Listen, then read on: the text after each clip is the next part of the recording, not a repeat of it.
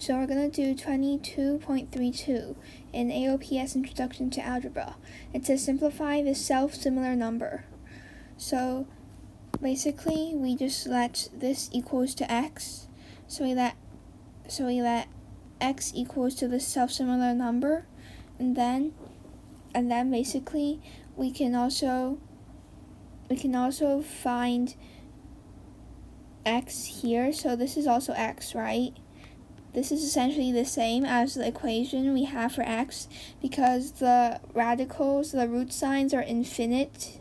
So yeah, so we can rewrite this whole thing as x equals the cubical root of 3 minus 2 to the cubical root 3 minus 2x actually. So we have this equation, x equals the cubical root of 3 minus 2x. So this is way easier to solve or simplify than this one above, as it's finally not infinity anymore. We have something to represent the infinity signs. So to solve this equation, we have to get rid of the cube roots. So we just cube this equation on both sides. So we have x cubed is equal to 3 minus 2x.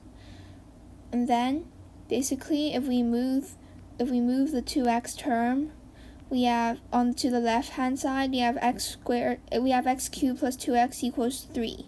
So there isn't exactly a really good method for solving this type of cubical equation. I guess there is, but here we can just plug in the values 1 and 1 on instinct, and actually 1 actually works. So we have x equals 1. However, we also have to prove that this is the one and only answer for this equation. Because if there are other answers, we also have to include that, right? Or else we'll lose marks. So basically, the way we prove it is we have x cubed plus 2x is equal to 3. So if x is larger than 1, we have x equals 2, then we have to have 2 cubed plus 2 times 2, which is 4. That's larger than 3.